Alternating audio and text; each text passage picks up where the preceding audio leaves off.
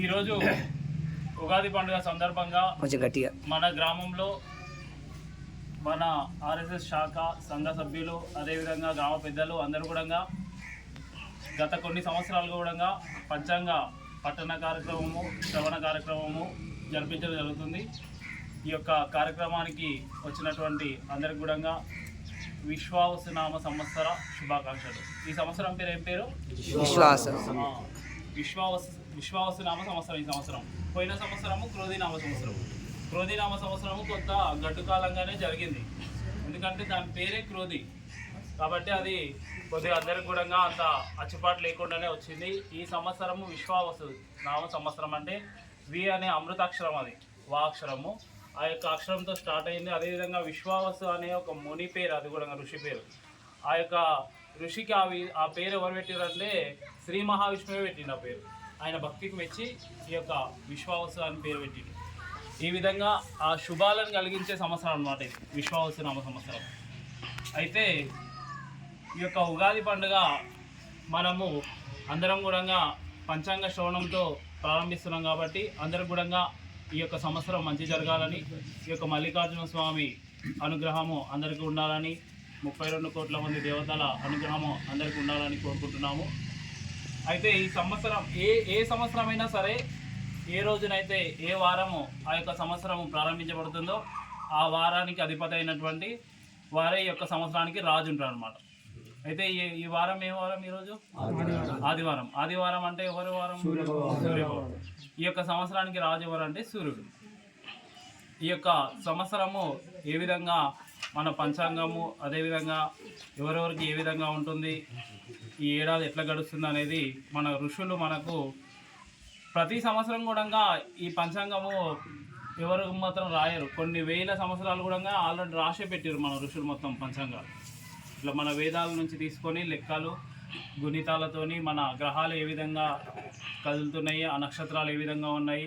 ఈ యొక్క పంచాంగం అంటే 5 అంగాలు కలిగి ఉంటుంది. అంటే ఈరోజు తిథి, వారము, నక్షత్రము, యోగము, కరణం. ఈ 5 ఎవరైతే చూసుకొని ఏ పని మీద అయితే బయటికి వెళ్తారో వాళ్ళకి అన్ని పనులు కూడా సక్రమంగా అవుతాయి. ఈ యొక్క 5 ఈరోజు తిథిని మనం తలుసుకున్నంత మాత్రాన మనకు కొంత పుణ్యం లభిస్తుంది. ఈరోజు వారాన్ని ఆదివారం అని, ఆదివారం రోజు సూర్యభగవానికి నమస్కారం చేయడం వల్ల కొంత మంచి జరుగుతుంది. సోమవారం సూర్యుడు, ఇది సోమవారం చంద్రునికి, ఇట్లా ఈ విధంగా. అయితే కొన్ని సంవత్సరాల క్రితము కొన్ని పురాణాల ప్రకారం కూడా మనకేం జరిగిందంటే మన వేదాలు దొంగిలించబడ్డాయి. ఎవరు దొంగిలించారంటే సోమకాసురుడు అనే రాక్షసుడు దొంగిలిస్తే ఆ యొక్క సోమకాసురుడు ఎక్కడ పెట్టిన అవి తీసుకుపోయి అంటే పాతాళంలో పెట్టిండనమాట.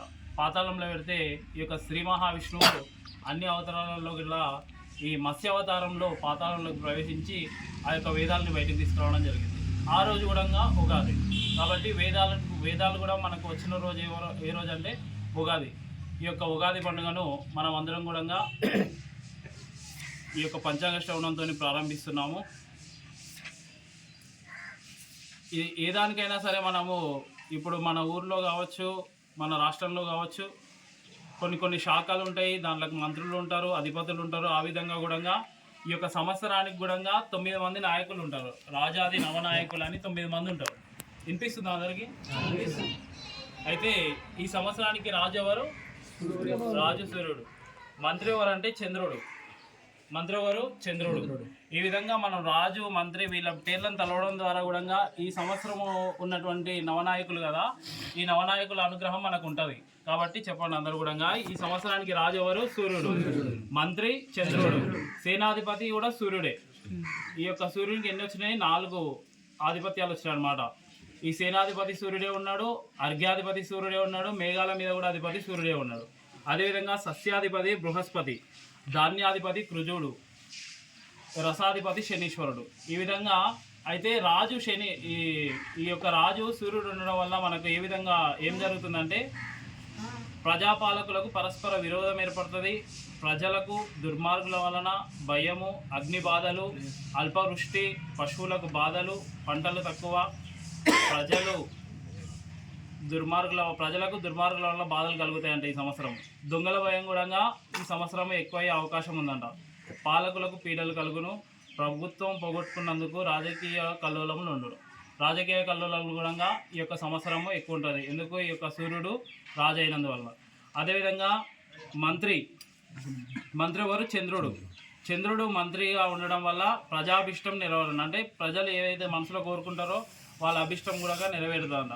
పాలకులు మహదానందంగా ఉండరు. పాలకులు ఈ యొక్క పరిపాలించేటటువంటి రాజకీయ నాయకులు కాబట్టి, ఇప్పుడు ఉన్నటువంటి రాజకీయ నాయకులు కాబట్టి అందరు కూడా వారు ఆనందంగా ఉంటారంట. అభివృద్ధి కూడా ఎక్కువగా ఉంటుందంట ఈ సంవత్సరం. మంచి వర్షాలు కూడా మంచిగా కురుస్తాయి. ఎవరు? చంద్రుడు మంత్రిగా ఉండడం వల్ల వర్షాలు కూడా మంచిగా కురుస్తాయంట. అదేవిధంగా పంటలు బాగా పండును, ఆహార ధాన్యముల కొరత తీరును. పంటలు మంచిగా పండుతాయి ఏమవుతుంది? ధాన్యాల కొరత కూడా తీరిపోతుంది. మన ప్రభుత్వం నుంచి వచ్చే సబ్సిడీలు కూడా అన్నీ కూడా పెరుగుతాయి. అదేవిధంగా పశువుల ధరలు పెరుగును. పశువులు ఉన్నాయి కదా, ఇక పశువుల ధరలు ఇప్పుడే లక్షలు పెట్టి కొంటారు కదా, ఇంకా పెరుగుతాయంట పశువుల ధరలు. అదేవిధంగా పాడి పంటలు సమృద్ధిగా ఉండును, బ్రాహ్మణులు ధర్మకార్యములు చేయుదురు, ప్రజాభిష్టం నెరవేరును. ఈ యొక్క మంత్రి చంద్రుడు ఉండడం వల్ల ప్రజల యొక్క అభిష్టం